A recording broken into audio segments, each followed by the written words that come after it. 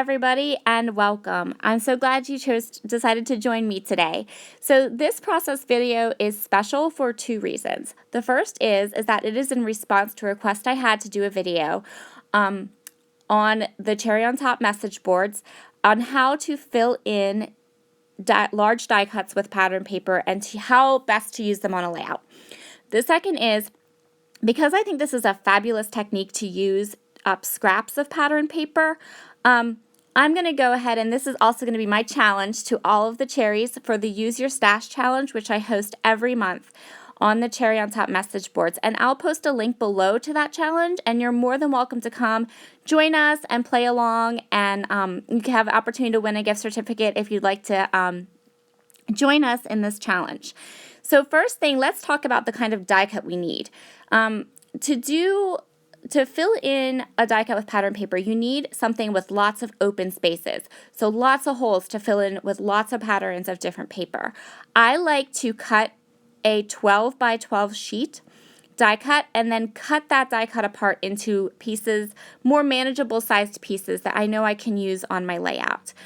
It doesn't matter what cutting machine you have, a Cricut, a Silhouette, just go through your library of die cuts that you have and look for ones that have big open spaces. So they basically look like outlines, and you can size them and cut them fairly large. If you have something like a Gypsy or a software program that allows you to weld basic shapes together, like hearts or triangles or stars, that makes a beautiful, beautiful page too. But if you have an already ready to go 12 by 12 sheet that has big open spaces, that works really well too. So I'm cutting this die cut apart to use on two places on my layout, and I'm being careful, and I'm watching how I'm cutting and making sure I'm cutting the die cut apart neatly, but I'm not being super careful because I know that some parts of this are going to be covered, and I also know that some parts are going to hang over my layout already, and that I'm going to use them, they're going to hang out. So as I'm designing them, parts that are cut a little off maybe, I can cover them with something as I do my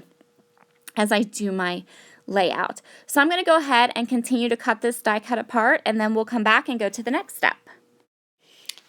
So now I have all of my die cuts cut apart, and I also have chosen the pictures that I want to use and the paper and what I want to do with this layout. So I'm going to make this a wedding layout, and I'm going to place my photos and then go ahead and find pattern paper. But you see how I cut the die cut into two pieces and how I'm going to kind of design my layout and tuck the photos in around the die cut. And I'm just kind of deciding that now because there's no sense in backing pieces of the die cut together with paper that you won't see on my layout. And actually in the end I think I do that anyway, but I try hard not to. For this layout, I am using the summer collection from Simple Stories, and it's the collection that they came out with last summer. Let me look quick and see what it's called, Summer Vibes. So that is the collection we're going to use today, and I actually bought the collection because it matched these wedding photos perfectly, and I've made a couple of layouts with these wedding photos and this line of paper. So I decided to go with a dark wood grain background from the collection because I just love how it kind of pops the white outline of the flowers off. I'm going to trim my photos down, decide where I want to place the pictures, and then we're going to start backing the die cut. So I'm not going to make you watch me do all of these flowers because it did take a long time. So I'm just going to do a couple very quickly, and then just so you get an idea of how to do it, and then we're going to go off camera and finish them up. So what you do is you start by flipping your die cut over and I'm using Scotch Quick Dry Glue in a fine line bottle, and I'm just getting glue on the edges so I can stick it down to the pattern paper really well. Now, I'm sure there are other techniques, and you can play around with the way that feels comfortable for you to be able to cut them out and for you to be able to glue them down. But for me, this is just my method. This is always what I've done, and I like it. So after I have glue all over my first piece, I'm going to get it as close to the edge of the paper as I can without, I don't want to have I don't want to have a big piece of pattern paper around my die cut that I have to try to cut around. So you see I'm going to place it up in the corner, push it down really well.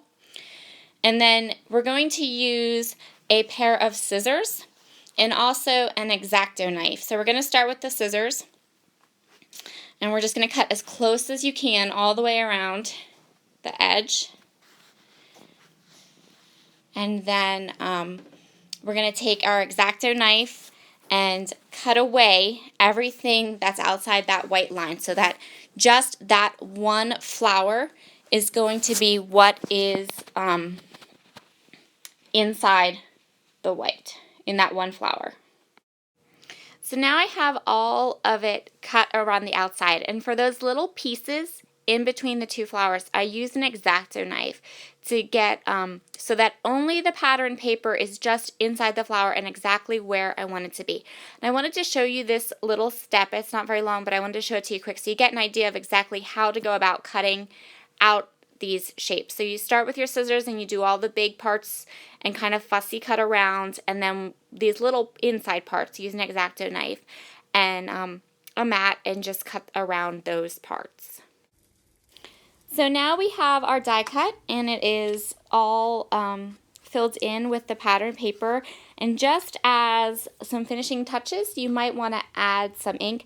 Now I do add ink to this one in this video, but when I finished the layout, when I was finishing the layout, I decided I didn't really care for the ink, which was fine. And you can't really tell necessarily in the finished layout that these top pieces are inked and the bottom pieces aren't.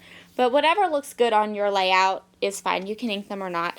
The next thing you're going to see me do here is I am going to go ahead and hit my die cut with some Heidi Swapp Color Shine, which I love. And I just, sprinkled it all around, and I sprinkled up around both pieces of the die cut.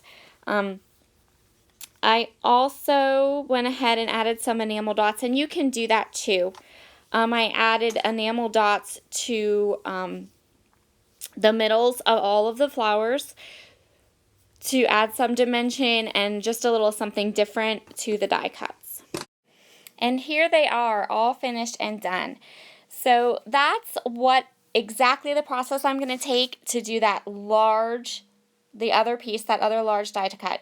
This is time consuming. It does take some time to go ahead and put these together. But when you're finished, the page comes together really quickly because all the work is in filling in those pattern paper die cuts. And if you don't use quite as many as I did on my layout, so if you, instead of, this whole big amount of flowers I did, if you use a couple flowers, it's pretty. It provides a lot of interest and character on a page. I really, really love this technique, and so it was really fun for me to kind of put this layout together for you. And here it is, all finished. So now that both of my die cut pieces are filled in with all the different shades of pattern paper that I want, it's time for me to go ahead and just put my layout together. So I'm going to go back to my photos, and I'm just going to lay the die cut piece out here. And I'm probably going to edit some of this out because I did this in real time, and I don't want this video to run really, really long. So all I'm going to do is I'm going to glue the die cut pieces down where I want them. And then I'm going to fit my photo in to the spots that I had designated for them. And just as an aside here very quick, if you look at that larger sheet, up there at the top, that yellow flower, I used the last little bit of that yellow paper, and I couldn't quite get it to cover completely the entire die cut. And that's okay. There's a little piece of open area there, but I know I'm going to embellish a little bit, and I know I still have my pictures to put down, and I'm going to cover that little piece right up. So if that happens to you, if there's a pattern you really want to use, but you don't have enough of a scrap to fill in your entire die cut, just fill in what you can, and then just know and be mindful of it as you embellish that you can cover it up. So now that my photos are down where I want them, I'm going to add my title. This title, if you do have a silhouette, I highly recommend Crafty Jen Scowl's store. This is a brush script title that you can buy in her shop, and her files are very easy to print and very easy to cut out, and they're beautiful. They're done in watercolors, so they have that difference. They really look like watercolor script fonts, and they're beautiful. So I'm going to go ahead and fill in all the middles of my flowers with enamel dots. And I will say that big flower die cut, that one's just from the Silhouette store. I think it's just called Flower Background. And it's already sized and ready to go for you. So I'm going to fill in the enamel dots, and you see how quickly, once you fill in those pattern papers, how quickly this layout will come together, because you don't need a lot of embellishment. You just need maybe a couple of little things. I really added very, very little to this layout once I did the die cut. So I'm going to go ahead and finish off this layout. I'm going to start by trimming off those corner pieces. Remember how I said if you didn't get them, the die cut correctly, some of them would be cut off on the edge, and then some of them would probably be covered up with either your photos or some embellishments. And I always like to keep track of where those spaces are, and just make sure that those pieces are either covered or not, because you're not going to be able to cut everything absolutely perfectly all the time. The last little part of my layout is that I'm going to grab, I grabbed these chipboard glitter hearts. They're from Studio Calico, and I'm going to use the last of them. I'm going to finish off this pack, and they'll be gone then. So I'm going to put them around my title, and I'm also going to put them up in that corner where I still have that little piece of flower that didn't get covered with the paper. So I'm going to go ahead and finish off putting these chipboard hearts down and using up some of my stash. And that's it. That will complete our layout. Thank you so much for watching, and I will be sure to link below to the challenge at a cherry on top. And I hope to see some of you there and participate in our little challenge and try this out, because it is a kind of really fun technique. And go ahead. I love to read your comments. I always enjoy them. So thank you so much to everyone who has commented on my videos and said such kind things. And I hope that you continue to enjoy my videos and stop in again soon. Bye!